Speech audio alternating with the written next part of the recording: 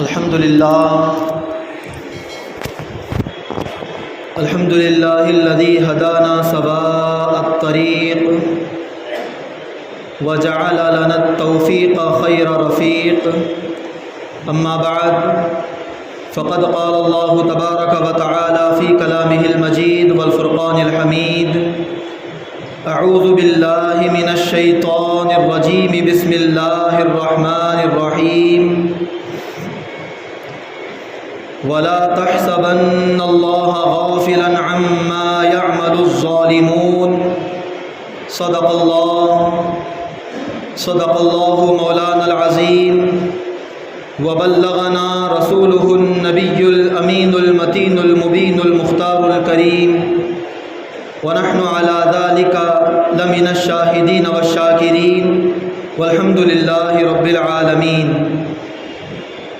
سبحانك لا علم لنا إلا ما علمتنا إنك أنت العليم الحكيم. يا صاحب الجمال ويا سيد البشر من وجهك المنير لقد نور القمر، لا يمكن الثناء كما كان حقه. بعد از خدا بزرگ توئی قصہ مختصر. عزیزان محترم، بزرگوں اور دوستوں، نوجوان ساتھیوں اور پیارے بچوں، آئیے کچھ کہنے اور سننے سے پہلے ہم اور آپ مل کر اپنے اور ساری کائنات کے مرکز عقیدت، رحمت عالم، نور مجسم، فخر عرب و عجم، جناب احمد مجتبیٰ محمد مصطفیٰ ارواحنا فدا صلی اللہ تعالی علیہ وسلم کے دربار پربہار میں اپنی غلامی کا ثبوت دیتے ہوئے ایک مرتبہ جھوم کر بآواز بلند درود پاک پڑھ لیں: اللہم صلی علی سیدنا و مولانا محمد صاحب التاج والمعراج، صلاۃ و سلام علیکا یا سیدی یا حبیبی یا مکی مدنی یا رسول اللہ صلی اللہ تعالی علیہ وسلم. اللہ رب العزت کلام مجید میں ارشاد فرماتا ہے، سورہ ابراہیم 13ویں پاری کی آیت مبارکہ: وَلَا تَحْسَبَنَّ اللَّهَ غَافِلًا عَمَّا يَعْمَلُ الظَّالِمُونَ، اور اللہ کو ہرگز غافل نہ سمجھنا، اللہ کے بارے میں یہ نہ سوچنا کہ اللہ غافل ہے عما یعمل الظالمون، ان کاموں سے جو کام ظالم کرتے ہیں. یعنی اس آیت کریمہ میں اللہ تبارک و تعالیٰ نے اپنے بندوں کو اس بات کا حکم دیا ہے کہ دنیا میں جہاں کہیں بھی جو بھی جس طرح کا ظلم کرتا ہے، یہ مت سمجھنا کہ اللہ ان کے ظلم و ستم کو نہیں دیکھ رہا. یہ خیال نہ کرنا کہ ان ظالموں کے ظلم سے اللہ غافل ہے، اللہ کو اس کا علم نہیں، ایسا خیال بھی نہ کرنا، بلکہ اللہ تعالیٰ ان کے ظلم سے، ان کی حرکتوں سے، ان کے کرتوتوں سے اچھی طرح واقف ہے. اللہ باخبر ہے، لیکن اللہ تعالیٰ انما یؤخرہم، اللہ تعالیٰ انہیں مہلت دیتا ہے، اللہ انہیں موقع دیتا ہے سنبھلنے کا، اللہ انہیں موقع اور انہیں ڈھیل دیتا ہے. ڈھیل دینے کا اور موقع دینے کا یہ مطلب ہرگز نہیں کہ اللہ ان کے کاموں سے غافل ہے. اللہ تبارک و تعالیٰ یقیناً دنیا میں جو کچھ ہو رہا ہے اللہ اس سے باخبر ہے. ایک زمانہ جو فرعون کا زمانہ تھا، فرعون خدائی کا دعویٰ کرتا اور اس نے تقریباً ایک روایت کے مطابق 70,000 بچوں کو فرعون نے ناحق ذبح کر دیا. بچے پیدا ہوتے ذبح کر دیتا. قرآن کے اندر موجود ہے یذبحون ابناءکم ویستحیون نساءکم. فرعون بنی اسرائیل کے بچوں کو ذبح کر دیتا اور بچیوں کو، عورتوں کو زندہ رکھتا. تقریباً ایک روایت کے مطابق 70,000 بچے ناحق فرعون نے قتل کر دیے. ایسا بڑا اس نے ظلم کیا، خدائی کا دعویٰ کیا. تو اللہ تبارک و تعالیٰ نے اس کے ظلم کو اور اس ظالم کو نیست و نابود کر دیا۔ ایک پانی کے اندر دریا میں ڈوب کر فرعون اپنی فوج کے ساتھ مر گیا۔ ظلم کا انجام ہمیشہ برا ہوتا ہے۔ ظالم کو اللہ مہلت تو دیتا ہے لیکن ظلم کی عمر زیادہ لمبی کبھی نہیں ہوا کرتی۔ نمرود جس نے خدائی کا دعویٰ کیا، اپنے آپ کو وہ خدا سمجھتا تھا، 800 سال کی عمر جسے اللہ نے عطا کی تھی، اور جو یہ دعویٰ کرتا تھا انا احیی و امیت، لوگوں کو زندگی اور موت دینا یہ میرا کام ہے، زندگی اور موت تو میرے ہاتھ میں ہے۔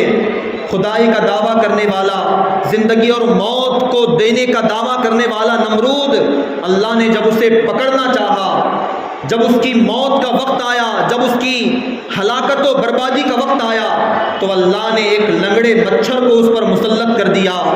ایک ایسا مچھر جو ایک ٹانگ سے لنگڑا تھا، وہ مچھر نمرود کی ناک سے ہوتا ہوا اس کے دماغ تک پہنچ گیا، اس کے دماغ میں گھس گیا اور دماغ کو کاٹنے لگا۔ جیسے ہی مچھر اندر دماغ کو کاٹنا شروع کرتا، نمرود کے سر میں درد شروع ہو جاتا، درد سے وہ بے چین ہوتا، چلانے لگتا، چیخنے لگتا، یہاں تک کہ جب نمرود کے سر پر جوتے مارے جاتے، جب جوتے مارے جاتے تب اسے سکون ملتا، اس کے سر کا درد کم ہو جاتا۔ اسی وجہ سے نمرود نے اپنے دربار کا ایک قانون بنایا کہ جو کوئی بھی دربار میں آئے گا، نمرود سے ملنے جو بھی آئے گا، سب سے پہلے نمرود کے سر پہ 2 جوتے لگانے ہوں گے، اس کے بعد وہ نمرود کے پاس آ کر بات کر سکتا ہے۔ خود نمرود نے اپنی ذلت کا قانون اپنے دربار میں بنایا۔ یہ اللہ تعالیٰ کی قدرت ہے۔ خداوند قدوس وقت کے نمرود کو تباہ کرنا چاہے تو اللہ کی کروڑوں مخلوقوں میں سے ایک چھوٹی سی مخلوق، ایک مچھر کو اللہ نے مسلط کر دیا، اور اسی مچھر کے کاٹتے کاٹتے نمرود اس دنیا سے چلا گیا، ذلت کی موت مرا۔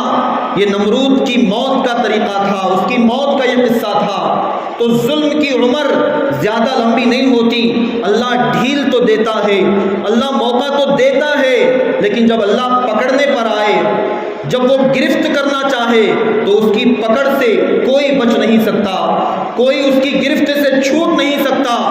بالکل اسی طرح آج سے تقریباً 1400 سال پہلے بدبخت یزید جب اپنے تخت پر بیٹھا، حضرت امیر معاویہ کے وصال کے بعد جب یزید تخت نشین ہوا تو طاقت و قوت کے گھمنڈ میں چور ہو کر یزید نے یہ سوچا کہ اب تو میرے پاس طاقت و قوت ہے، اب میرے پاس تخت و تاج ہے، اب میری حکومت ہمیشہ رہنے والی ہے، اس حکومت سے مجھے کوئی ہٹا نہیں سکتا، حکومت مجھ سے کوئی چھیننے والا نہیں۔ طاقت و قوت کے نشے میں آ کر یزید نے ظلم و ستم کا آغاز کر دیا، ظلم و ستم کرنا شروع کیا، اہل بیت اطہار کا خون بہانے کا حکم دیا، امام حسین اور ان کے گھر والوں کو کربلا کے میدان میں پیاس اور بھوک کے عالم میں قتل کرنے کا، شہید کرنے کا یزید نے حکم دیا۔ چنانچہ یزید نے اپنی جو خواہش تھی امام حسین کو قتل کرنے کی، خواہش تو پوری کر لی، لیکن کیا ہوا؟ تقریباً 4 سال یا 4.5 سال کا عرصہ یزید اپنے تخت پر بیٹھا رہا، 4 یا 4.5 سال حکومت کیا۔ اس کے بعد اللہ تعالیٰ نے اس کے اندر ایک ایسی بیماری پیدا فرمائی، ایک ایسی بیماری یزید کے اندر پیدا ہو گئی کہ یزید کے پیٹ کے اندر کیڑے پیدا ہو گئے، کیڑے پڑ گئے۔ بڑے بڑے طبیبوں نے، ڈاکٹروں نے علاج کیا، کوئی علاج سمجھ میں نہیں آیا۔ ایک طبیب آیا، اس نے بیماری کو دیکھا، وہ طبیب ایک دیندار طبیب تھا، اللہ سے ڈرنے والا نیک بندہ تھا۔ اس نے یزید کی بیماری کو دیکھنے کے بعد دربار کے اندر، بھرے دربار میں کہا کہ او یزید سن لے، یہ بیماری جو تیرے اندر پیدا ہوئی ہے، جو پیٹ کے اندر کیڑے پیدا ہوئے ہیں، یہ کوئی دنیاوی بیماری نہیں لگتی، ایسا لگتا ہے کہ کسی کے گھرانے کی آگ تجھے لگ گئی ہے۔ یہ بیماری کوئی دنیاوی بیماری نہیں ہے، یہ تیرے گناہوں کی سزا، یہ تیرے ظلم و ستم کا انجام ہے۔ یہ بیماری پوری دنیا کی دوائیں لا کر جمع کر دے گا، تب بھی تیری بیماری ٹھیک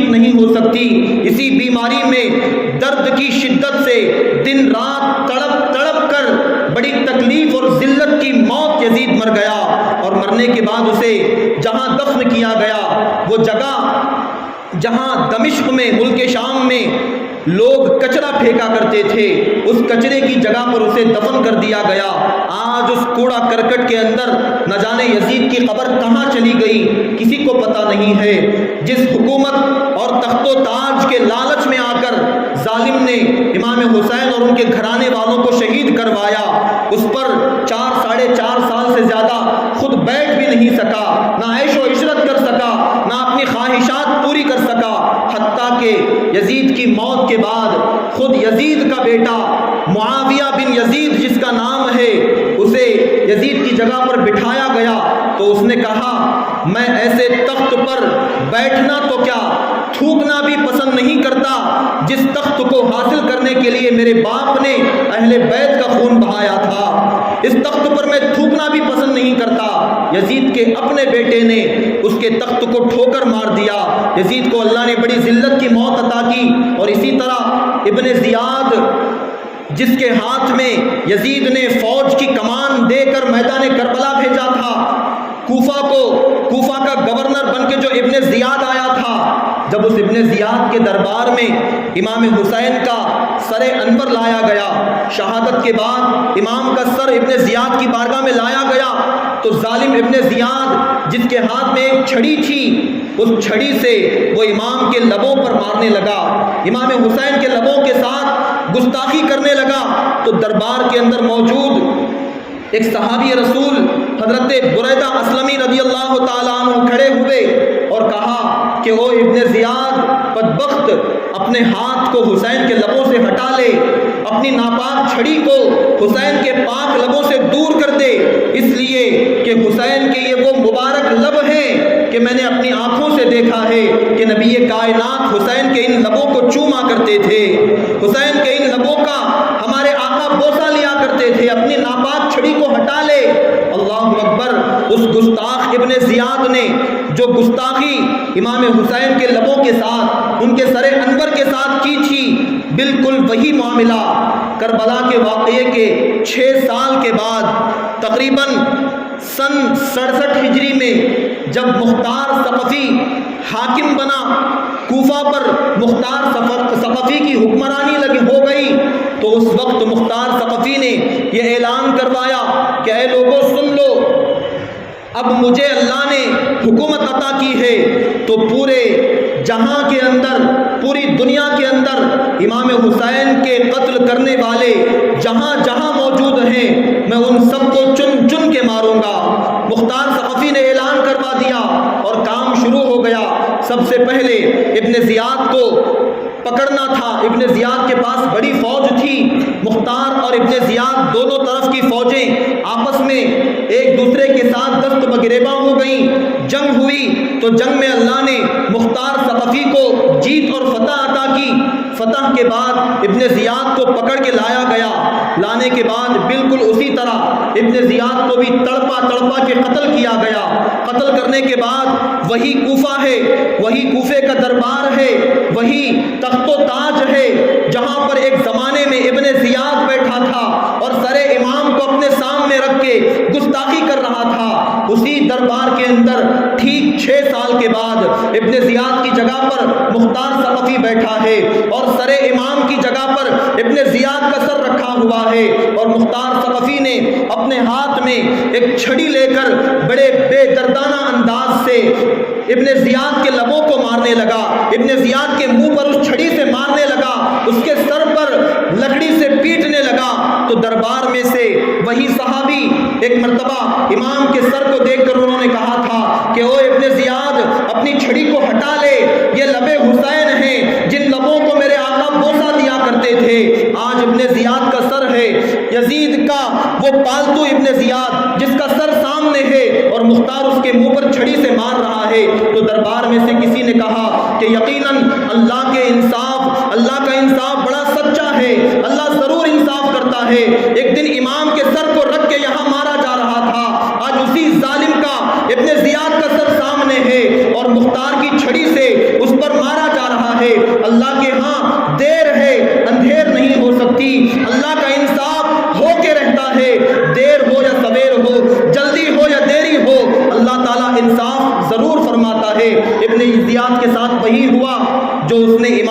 حسین کے ساتھ کیا تھا، اس کے سر پر بھی مارا گیا، اس کے لبوں پر بھی مارا گیا، اور ابن زیاد کی موت کے بعد وہ بدبخت ابن سعد جو حضرت سیدنا سعد بن ابی وقاص کا بیٹا تھا، صحابی رسول حضرت سعد بن ابی وقاص 10 عشرہ مبشرہ میں سے ایک عظیم صحابی کا نام سعد بن ابی وقاص ہے، ان کا بیٹا ابن سعد وہ بھی یزیدیوں کے ساتھ شامل تھا، وہ بھی تخت و تاج اور حکومت کی لالچ میں اندھا ہو گیا تھا۔ کسی صحابی کے بیٹے کے بہک جانے کی وجہ سے صحابی کو برا بھلا نہیں کہا جا سکتا۔ اگر صحابی کا بیٹا ہونا ہے تو ذرا دیکھو، یزید بھی تو صحابی کا بیٹا تھا، لیکن یزید کے کرتوتوں کی وجہ سے ان کے باپ امیر معاویہ جو صحابی رسول ہیں ان کو برا بھلا کہنا یہ مناسب نہیں ہے۔ حضرت سعد بن ابی وقاص کے بیٹے کی وجہ سے ان کو برا بھلا کہنا، ان پر لعن طعن کرنا یہ اہل سنت کا طریقہ نہیں ہے۔ اللہ تعالیٰ کی مرضی ہے کہ وہ چاہے تو انسان کے پیٹ میں شیطان کو پیدا کرے یا شیطان کے پیٹ سے اللہ انسان کو پیدا کرے۔ اللہ نے خود کلام میں فرمایا یخرج الحی من المیت ویخرج المیت من الحی، اللہ تو وہ ہے جو زندہ دل لوگوں میں سے مردہ دل لوگوں کو پیدا کرتا ہے، اور مردہ دلوں میں سے اللہ زندہ دل لوگوں کو پیدا کیا کرتا ہے۔ یہ اللہ کی شان ہے۔ حضرت اکرمہ ابو جہل کے بیٹے ہیں۔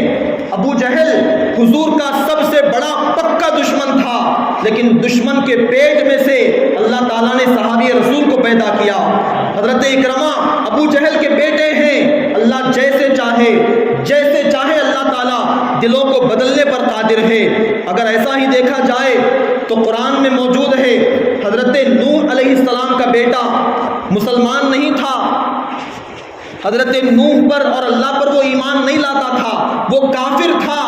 اگر بیٹے کی کرتوت کی وجہ سے باپ کو برا کہنا صحیح ہوتا تو حضرت نوح کے بارے میں کیا کہیں گے، جن کا بیٹا کافر تھا، جن کو اللہ تبارک و تعالیٰ نے حضرت نوح سے فرمایا یا نوح انہ لیس من اہلک، اے نوح اپنے بیٹے کے بارے میں پریشان نہ ہونا، کیونکہ وہ تمہارا بیٹا اصل میں وہ تمہارے گھر سے ہے ہی نہیں، وہ تمہارے گھر والوں میں سے نہیں ہو سکتا، اس کی پرواہ نہ کرو، اس کی فکر نہ کرو۔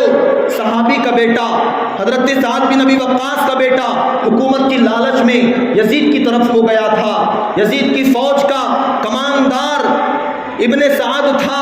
جب ابن سعد کو پتا چلا کہ کوفہ میں مختار ثقفی کی حکومت ہے اور مختار ایک ایک کو ڈھونڈ کر چن کر قاتلان امام حسین کو مار رہا ہے، تو ابن سعد نے کہا کہ مختار تو میرا پرانا دوست ہے، وہ مجھے کچھ نہیں کرے گا، وہ میرا بچپن کا پرانا دوست ہے، اس کے ساتھ میرا یارانہ بہت پرانا ہے، وہ مجھے کچھ نہیں کہے گا۔ لوگوں نے اسے بڑا سمجھایا کہ چل بھاگ جا، تو نے امام حسین اور ان کے گھر والوں کو قتل کیا ہے، تو نے نبی کے گھر والوں کا خیال نہیں کیا تو مختار تیری دوستی کا خیال بھی نہیں کرے گا، تو بھاگ جا۔ لیکن ابن سعد نے ایک نہ سنی، اس نے کہا وہ تو میرا پرانا دوست ہے۔ چنانچہ مختار ثقفی نے لوگوں کو ابن سعد کے گھر بھیجا، اسے بھیجا، بلانے کے لیے لوگ آئے تو مختار کے بلانے پر ابن سعد کا بیٹا مختار کے دربار میں آیا۔ مختار نے پوچھا تیرا باپ کہاں ہے؟ تو بیٹے نے کہا کہ ابا جان تو گوشہ نشین ہو گئے ہیں، وہ گھر سے باہر نہیں نکلتے، وہ تو اب اللہ اللہ کرنے لگ گئے ہیں، وہ اللہ کے ذکر میں دن رات مصروف رہتے ہیں۔ مختار ثقفی نے کہا اچھا اب تیرا باپ اللہ اللہ کر رہا ہے، اب تیرا باپ اللہ کا ذکر کر رہا ہے، اس وقت تیرا باپ کیا کر رہا تھا جب کربلا کے میدان میں یزید نے امام کو قتل کرنے کا حکم دیا تھا؟ اس وقت اللہ کا ذکر کیوں نہ کیا؟ اس وقت اللہ اللہ اس نے کیوں نہیں کیا؟ اس وقت اپنے گھر میں کیوں نہیں بیٹھا؟ میدان کربلا میں آ کر امام کا اس نے مقابلہ کیوں کیا؟ جا اپنے باپ کو بلا کر لے آ۔ یزید کے مختار ثقفی کے کہنے پر دوبارہ ابن سعد کے گھر پر اس کے آدمی گئے، ابن سعد کو بلوایا تو اس نے کہا کہ نہیں میں نہیں آ سکتا، میں تو بڑا بیمار ہوں، میں گھر سے باہر نہیں نکل سکتا۔ مختار نے کہا کہ جاؤ، گھر سے باہر نہیں نکل سکتا تو وہیں گھر میں جا کر اس کی گردن اڑا دو، اس کو قتل کر دو، میں اسے زندہ دیکھنا نہیں چاہتا۔ ایک زمانے میں اگرچہ وہ میرا دوست تھا لیکن اس نے آل نبی کا خون بہایا ہے، آل رسول کا اس نے خون بہایا ہے، مجھے دوستی کا کوئی خیال نہیں ہے۔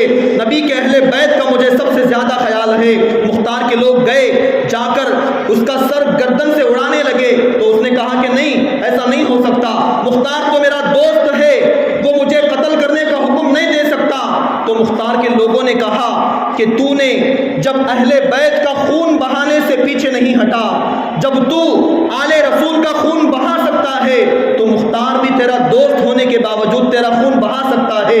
ایک وار میں ابن سعد کا سر تن سے جدا کر دیا گیا، اس کا سر قلم کر دیا گیا اور اس کا سر مختار کے دربار میں بھیجا گیا۔ مختار کے دربار میں جب اس کا سر آیا تو ابن سعد کا بیٹا وہ بھی وہاں موجود تھا۔ اس نے کہا کہ میرے باپ کے مر جانے کے بعد اب دنیا میں میرے لیے کچھ نہیں رہا، تو مختار نے کہا کہ چلو تیرا سر بھی تن سے جدا کر دیتے ہیں۔ ابن سعد کے بیٹے کو بھی مار دیا گیا۔ یہ دونوں سر مختار ثقفی نے مدینۃ الرسول بھیجا، وہ مدینہ جہاں پر امام حسین کا بچپن جوانی سب کچھ جہاں گزرا تھا وہاں بھیجا۔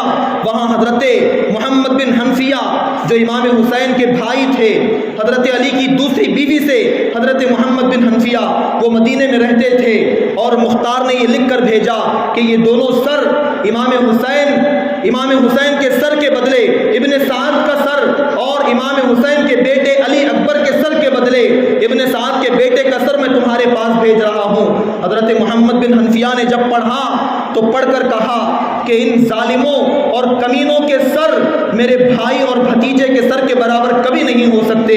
میرے بھائی کا سر کہاں اور اس ظالم ابن سعد کا سر کہاں؟ یہ سر اس عظیم سر کا برابر کبھی نہیں ہو سکتا، اس کی برابری کوئی سر نہیں کر سکتا۔ ابن سعد کو بھی انجام تک پہنچا دیا گیا۔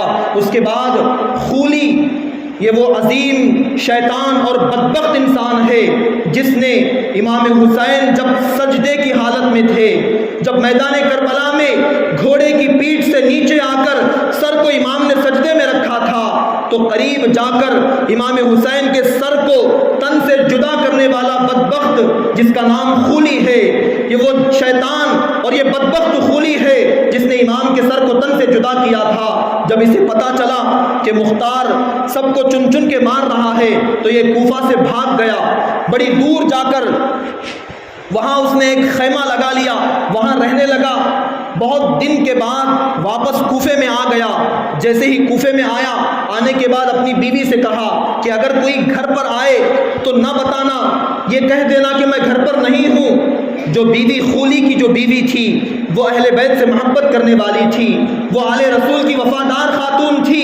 جب مختار کے لوگ خولی بن یزید کے گھر پر آئے، آنے کے بعد پوچھا کہ خولی کہاں ہے، تو اس نیک خاتون نے زبان سے تو یہ کہا کہ خولی گھر پر موجود نہیں ہے، لیکن ہاتھ کے اشارے سے بتا دیا کہ گھر میں فلاں کونے میں چھپ کر بیٹھا ہے، ہاتھ کے اشارے سے بتا دیا کہ یہاں چھپ کر بیٹھا ہوا ہے۔ مختار کے لوگ آئے اور لا کر پکڑ کر اسے مختار کے دربار میں لے کر گئے۔ جب مختار کے پاس پہنچایا گیا تو مختار نے بھرے دربار میں لوگوں کو، بڑی تعداد میں لوگوں کو جمع کیا اور خولی سے پوچھا کہ تو ہی وہ بدبخت تھا جس نے میرے امام کے سر کو تن سے جدا کیا تھا، تو ہی تو وہ شیطان تھا جس نے امام کے سر کو جسم سے الگ کیا تھا۔ خولی نے کہا کہ نہیں، میں تو بس ایسے ہی کہتا تھا، میں لوگوں میں مشہور ہونے کے لیے ایسی بات کرتا تھا، میں نے تو ایسا نہیں کیا، جھوٹ بولنے لگا۔ لیکن مختار نے اس کی ایک بات نہ سنی، اس کو تمام دربار میں، بھرے دربار میں اس کو لوگوں کے سامنے پھینک دیا گیا۔ لوگوں نے اسے مار مار کے زخمی کر دیا، کوئی تلوار سے، کوئی تیر سے، کوئی چاقو سے، کئی لوگوں نے مل کر اسے مار دیا۔ جب وہ حتی الامکان زخمی ہو گیا تو مختار نے کہا اس کے جسم کو آگ لگا دو، اس کے جسم کو جلا دو۔ اس کے جسم کو جلا دیا گیا، جلا کے راکھ کر دیا گیا اور اس کے بعد اسے کہیں لے جا کر پھینک دیا گیا۔ ایسا انجام، عبرتناک انجام امام حسین کو قتل کرنے والوں کا۔ ایک روایت کے مطابق مختار ثقفی نے اس کی تمام فوجیں جو یزید کے ساتھ، یزید کے حکم پر 22,000 کا جو لشکر میدان کربلا میں تھا، اس لشکر کے بدلے تقریباً 60 یا 80 ہزار لوگوں کو مختار نے چن چن کے مارا، جس کے بارے میں ذرہ برابر شک ہوتا کہ یہ یزید کی فوج میں شامل تھا، یہ کربلا کے میدان میں موجود تھا، ذرہ برابر بھی شک ہوتا تو مختار کے حکم سے اسے مار دیا جاتا۔ 20 یا 22 ہزار کے بدلے 80 ہزار لوگوں کو مختار ثقفی نے قتل کروا دیا۔ اور وہ بدبخت جس کا نام شمر ہے، جس کے کہنے پر امام حسین اور ان کے گھر والوں پر پانی بند کر دیا گیا تھا، وہ شمر جب اسے پتا چلا کہ مختار ثقفی سب کو پکڑ رہا ہے، جب شمر کی باری آئی تو اسے بھی پکڑ کے لایا گیا۔ یہ وہ بدبخت شمر تھا جو امام کے سامنے یہ کہتا تھا کہ اے امام، آج اگر جانور پانی مانگیں گے تو جانوروں کو پانی دیا جائے گا، لیکن آپ کے بچوں کو پانی نہیں دیا جائے گا، علی اصغر کو پانی نہ ملے گا، علی اکبر کو پانی نہ ملے گا، عباس کو، امام قاسم کو پانی نہ ملے گا، آپ کی زینب اور آپ کی شہزادیوں کو پانی نہیں ملے گا۔ یہ وہ بدبخت شمر تھا جس نے پانی بند کرنے کا حکم دیا تھا۔ مختار نے اسے پکڑ کے لایا، اور پکڑ کر لانے کے بعد مختار نے یہ کہا کہ اس کا کام ایسا کرو کہ وہ شکاری کتے جو کئی دن سے بھوکے پڑے ہیں، ان شکاری کتوں کو اس کے اوپر چھوڑ دو۔ شکاری کتوں کو شمر کے سامنے چھوڑ دیا گیا، اور کتوں نے اسے نوچ نوچ کے پھاڑ دیا، اس کے جسم کو ٹکڑے ٹکڑے کر دیا۔ جسم ٹکڑے ٹکڑے ہو رہا تھا لیکن جان نہیں نکل رہی تھی، اس کا دم ابھی جسم میں اٹکا ہوا تھا۔ ذرا دیکھو میت کسی بے ادب کی، ذرا دیکھو میت کسی بے ادب کی منہ دکھانے کے قابل نہیں ہے، ان کے دشمن پہ لعنت خدا کی، رحم پانے کے قابل نہیں ہے۔ کتوں نے نوچ نوچ کر اس ظالم شمر کے جسم کو کھا لیا، ٹکڑے ٹکڑے کر دیا۔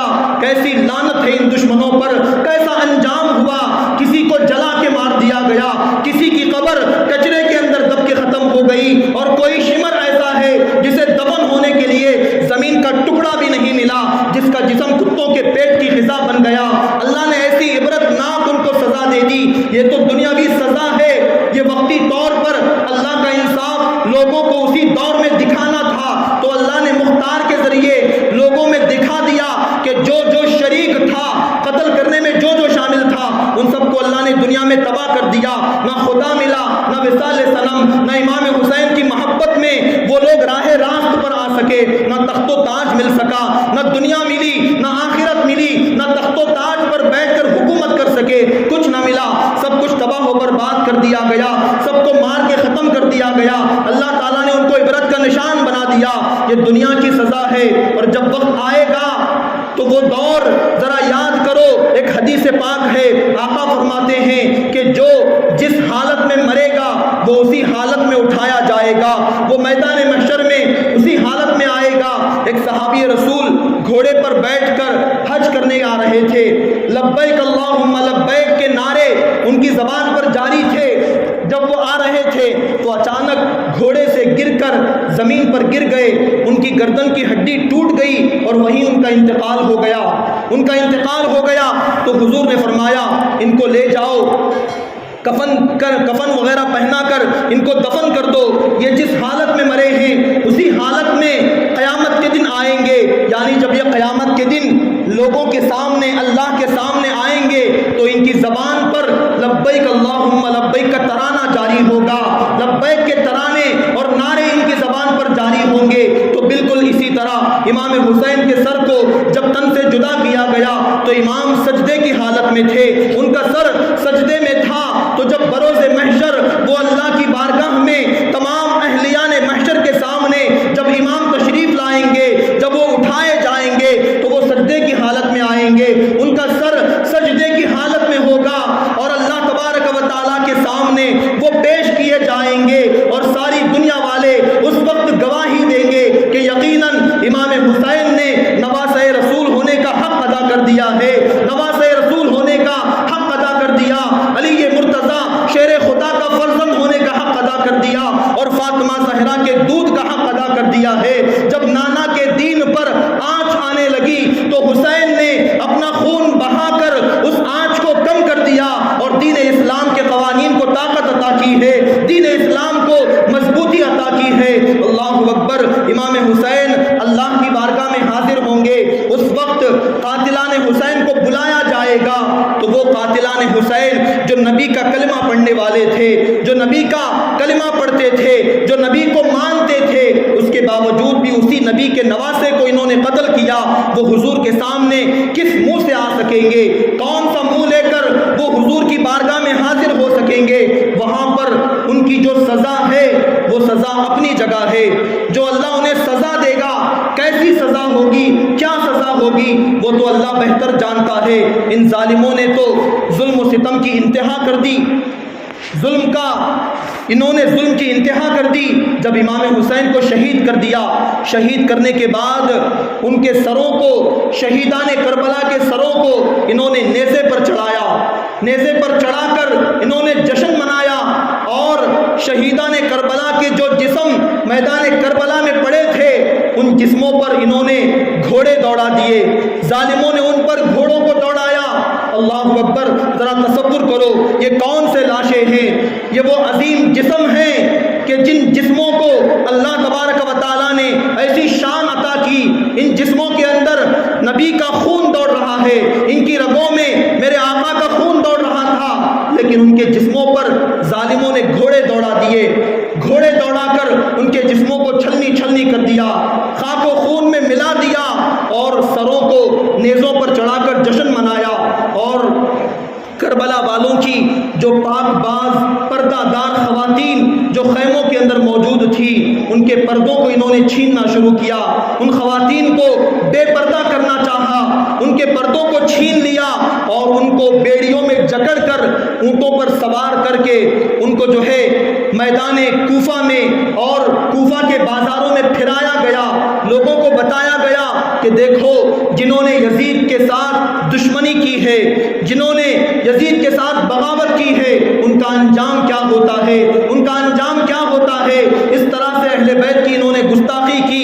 اللہ اکبر، امام حسین کا جو سر نیزے پہ چڑھایا گیا تھا، اس سر سے جو کرامتیں صادر ہوئی، اللہ اللہ، کسی اہل نظر نے دیکھا کہ امام حسین کے لب تھوڑا سا جنبش کر رہے ہیں، لب حسین ہل رہے ہیں۔ دیکھنے والے نے دیکھا تو کسی نے بہت پیارے انداز میں اس کی منظر کشی کی ہے۔ کہنے والے نے کہا کہ امام حسین کے جو ہونٹ ہل رہے تھے وہ اس لیے ہل رہے تھے کہ امام حسین کی عادت کریمہ تھی کہ وہ 3 دن میں ایک مرتبہ مکمل قرآن پاک کی تلاوت کیا کرتے تھے۔ ان کا یہ طریقہ کار تھا، ہمیشہ زندگی میں 3 دن کے اندر ایک قرآن پاک ختم کرنا یہ امام کا طریقہ تھا۔ جب دنیا سے چلے گئے، سر تن سے جدا ہو گیا، اس کے باوجود بھی تلاوت کلام مجید کی عادت نہ گئی، سر کو نیزے پہ چڑھا دیا گیا ہے، جسم سے روح پرواز کر گئی ہے، اس کے باوجود بھی لبوں کو امام جنبش کر رہے ہیں، گویا کہ وہ اللہ کے مقدس کلام کی تلاوت کر رہے ہیں، وہ قرآن مجید کی تلاوت کر رہے ہیں، اور امام کا سر زمین کی جانب جھکا ہوا تھا۔ سر حسین زمین کی جانب تھوڑا سا جھکا ہوا تھا، تو کہنے والے نے، کسی اہل دل نے کہا کہ یہ سر جو زمین کی طرف جھکا ہوا ہے، اس کا مطلب یہ ہے کہ امام حسین نے سجدے میں سر رکھا تھا، پہلا سجدہ مکمل ہوا تھا کہ ظالموں نے سر کو تن سے جدا کر دیا۔ جو سر نیزے پہ چڑھنے کے بعد بھی زمین کی طرف جھکا ہوا ہے، اس کا مطلب یہ ہے کہ امام کے سر کے اندر دوسرے سجدے کی آرزو مچل رہی ہے، دوسرا سجدہ کرنے کی تڑپ ان کے سر کے اندر موجود ہے۔ اللہ اکبر، وہ کیسا عظیم سر تھا، وہ کیسا عظیم سر تھا جو کٹ گیا تھا۔ کٹنے کے بعد بھی سر حسین کو اللہ نے بلندی عطا فرمائی تھی، سر تن سے جدا ہونے کے باوجود بھی سر بلند ہو گیا۔ ارے اللہ جن کو بلند کرنا چاہے، اللہ جن کو بڑھانا چاہے، ان کو کوئی کیا ہٹا سکتا ہے؟ یہ وہ امام ہیں جن کے گھرانے والوں کے بارے میں ہمارے امام نے فرمایا تھا، مٹ گئے مٹتے ہیں، مٹ جائیں گے آدھا تیرے، نہ مٹا ہے نہ مٹے گا کبھی چرچا تیرا، نہ مٹا ہے نہ مٹے گا کبھی چرچا تیرا، جن کا چرچا ہمیشہ رہے گا، صبح قیامت تک جن کا نام رہے گا۔ اس عظیم نانا کے نواسے یہ لوگ ہیں، اس عظیم نانا کے نواسے کا یہ خاندان ہے جو میدان کربلا میں مار دیا گیا، شہید کر دیا گیا، قتل کر دیا گیا۔ اللہ اکبر، واقعہ کربلا کے بعد اتنا ہی نہیں، یزید کے ظلم و ستم کی داستان، یزید نے جو اور گھٹیا حرکتیں اور جو یزید کے کرتوت ہیں، یزید کے کہنے پر اس کی فوجیں مدینہ منورہ آئیں۔ مدینہ الرسول، وہ مدینہ جہاں پر میرے آقا کے مبارک قدم پڑتے تھے، اس مدینہ میں آنے کے بعد ظالم یزیدیوں نے 10,000 تابعین اور 700 صحابہ کو انہوں نے شہید کر دیا۔ 700 صحابہ اور 10,000 تابعین کو مار دیا۔ اتنا ہی نہیں بلکہ مسجد نبوی، جس عظیم منبر پر بیٹھ کر میرے آقا خطبہ دیا کرتے تھے، جس مبارک مصلی پر آ کر میرے آقا نماز پڑھایا کرتے تھے، اس عظیم مسجد نبوی کے اندر 3 دن تک اذان اور نماز کو بند کر دیا گیا، نہ کسی کو اذان دینے دیا جا رہا تھا، نہ نماز پڑھنے کا موقع دیا گیا۔ ظالموں نے مسجد نبوی میں اپنے گھوڑے لا کر باندھ دیے، مسجد کے اندر گھوڑے باندھے، 3 دن تک وہ گھوڑے مسجد نبوی کے اندر پیشاب کرتے رہے، گندگی اور پاخانہ کرتے رہے۔ مسجد نبوی کو ناپاک کرنے والے ظالم یہ یزیدی اتنا ظلم و ستم کرنے کے بعد بھی یزید کا یہ حکم تھا کہ 3 دن تک میری فوج کے لیے مدینے کی تمام عورتیں حلال کر دی گئی ہیں، معاذ اللہ، استغفر اللہ۔ یزید نے یہ اعلان کروا دیا کہ اے میرے فوجیوں، جس گھر میں چاہو چلے جاؤ، جس عورت کے ساتھ چاہو بدکاری کر لو۔ ظالموں نے بدکاری کی تو مدینہ کی 1000 کنواری لڑکیاں کنواری حالت میں حاملہ ہو گئیں۔ ان کی بدکاریوں کی وجہ سے 1000 کنواری بچیاں کنواری حالت میں شادی سے پہلے وہ حاملہ ہو گئیں، پریگننٹ ہو گئیں۔ ظالموں نے اتنا ظلم و ستم مدینے میں کیا۔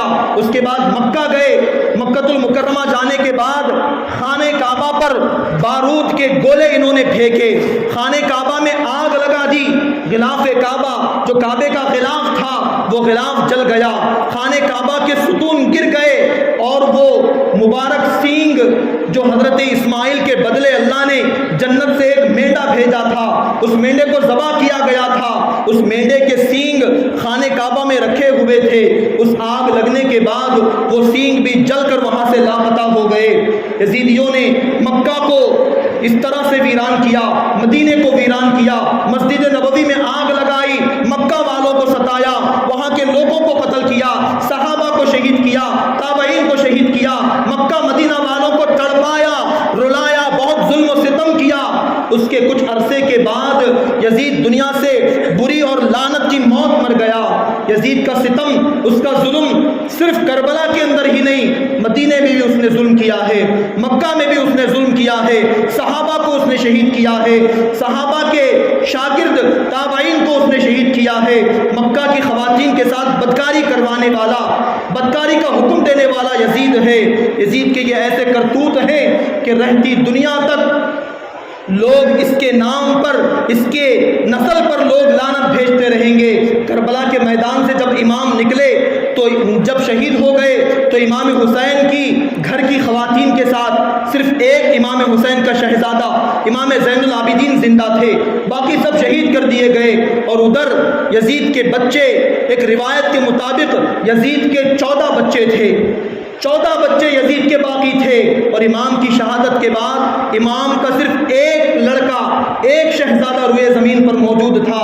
لیکن آج آپ دنیا میں جائزہ لیجئے، ذرا پتہ کیجئے کہ یزید کے 14 بچوں میں سے یزید کی جو نسل چل رہی ہے، آج اگر کوئی ہے تو بتائے، اپنے بارے میں وہ بتائے کہ یزید کی نسل سے میں ہوتا ہوں۔ کون ہے جو آج اپنے آپ کو یزید کی اولاد کہنا پسند کرتا ہے؟ آج یزید کی نسل کا، یزید کا آج نام و نشان نہیں ہے۔ لیکن قربان جائیے، صرف ایک شہزادہ امام زین العابدین بچا تھا، اس ایک شہزادے سے امام حسین کی اور میرے آقا کی جو نسل چلی ہے، آج پوری دنیا میں سادات کرام کے نام سے پوری جگہ آج اولاد رسول موجود ہے، پوری دنیا میں اہل بیت کا آج ڈنکا ہے، ان کی اولاد جگہ جگہ پر موجود ہے۔ یہ برکت ہے، اللہ جنہیں برکت دیتا ہے وہ برکتیں دنیا میں ایسے ظاہر ہوتی ہیں، اور اللہ تعالیٰ جن پر لعنت بھیجتا ہے ان کے 14 بچے ہونے کے باوجود بھی ان کی نسل ختم ہو جاتی ہے، نام و نشان مٹ جاتا ہے۔ بظاہر اس دور میں حسین قتل کر دیے گئے، شہید کر دیے گئے، یزید تخت پر بیٹھا رہا، لیکن آج نہ یزید باقی ہے، نہ یزید کا تخت باقی ہے۔ اس دور میں اگرچہ حسین شہید ہو گئے، لیکن آج بھی حسین کا نام بھی زندہ ہے، حسین کا کام بھی زندہ ہے، حسین کا کردار زندہ ہے، حسین کا ذکر زندہ ہے۔ صرف آج ہی نہیں، قیامت تک امام حسین کا نام بھی زندہ رہے گا، ان کا مشن بھی چلتا رہے گا۔ یزیدیت کے خلاف حسین کے ماننے والے ہمیشہ آوازیں اٹھاتے رہیں گے۔ ابھی کچھ دن پہلے دلی کی سرزمین پر ظالموں نے ایک میدان سے نبی پاک صلی اللہ علیہ وسلم کی شان میں گستاخی کی ہے، اور مسلمانوں کے لیے کاٹے جانے کا لفظ استعمال کیا ہے۔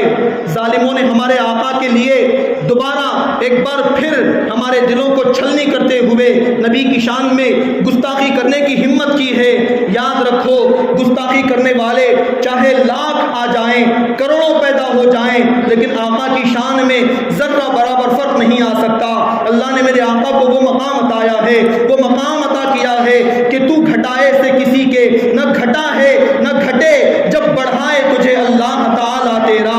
میرے رب نے میرے آقا کو بڑھایا تو ایسا بڑھا دیا کہ پوری دنیا مل کر گھٹانا چاہے تو بال کے برابر بھی ان کے مقام کو گھٹایا نہیں جا سکتا، چاہے دلی کی سرزمین سے ہو یا کسی اور سرزمین سے ہو، چاہے کوئی بھی آواز اٹھائے، حکومتی سطح پر ہو یا غیر حکومتی سطح پر ہو، کتنے بھی ان کے سپورٹ کرنے والے موجود ہوں، لیکن وہ اپنے مشن میں کبھی کامیاب نہیں ہو سکتے۔ اور امام حسین کے ماننے والے اسی طرح ان ظالموں کی خلاف ورزی کرتے ہوئے، ان کے خلاف آواز اٹھاتے ہوئے اپنے غلام رسول اور غلام حسین، خادم حسین ہونے کا ثبوت قیامت تک وہ دیتے رہیں گے۔ نہ گھبراؤ مسلمانوں، خدا کی شان باقی ہے، ابھی اسلام زندہ ہے، ابھی قرآن باقی ہے۔ یہ ظالم کیا سمجھتے ہیں جو اپنے دل میں ہنستے ہیں؟ ابھی تو کربلا کا آخری میدان باقی ہے، ابھی تو کربلا کا آخری میدان باقی ہے۔ اے حسین ابن علی، تم پر سلام، نازش آل نبی تم پر سلام، اے شہیدان محبت کے امام تم پہ لاکھوں رحمتیں، لاکھوں سلام۔ اللہ کی بارگاہ میں دعا ہے، جو کچھ کہا گیا سنا گیا اللہ اپنی بارگاہ میں قبول فرمائے، کہنے سننے میں جو لفظی شرعی غلطی ہو اللہ اپنے فضل و کرم سے معاف فرمائے۔ اللہ ہم تمام کو اہل بیت اطہار کی سچی محبت عطا فرمائے، امام حسین کی سچی محبت اللہ ہمیں عطا فرمائے، ان کے کردار پر، ان کے نقش قدم پہ چلنے کی اللہ ہمیں توفیق عطا فرمائے، ان کی محبتوں میں اللہ ہمیں جینے مرنے کی توفیق عطا فرمائے۔ اللہ تعالیٰ سے خصوصی دعا ہے، جنہوں نے دعاؤں کی گزارش کی ہے مولا ان کی دعاؤں کو قبول فرمائے، بیماروں کو شفا عطا فرمائے، سب کی پریشانیوں دور فرمائے، سب کی مصیبتوں کو اللہ تعالیٰ ختم فرمائے۔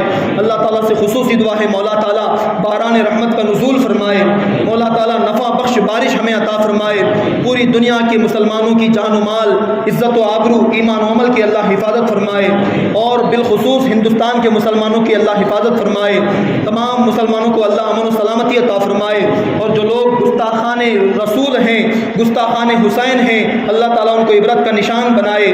جو یزیدی آج آقا کی شان میں، امام حسین کی شان میں توہین کر رہے ہیں، اللہ ان کو تباہ و برباد فرمائے، اسلام اور مسلمانوں کا بول بالا فرمائے، کفر کا منہ کالا فرمائے، ظلم کا منہ کالا فرمائے، ظالموں اور کافروں کا منہ کالا فرمائے۔ آمین یا رب العالمین برحمتک یا ارحم الراحمین، وآخر دعوانا ان الحمد للہ رب العالمین۔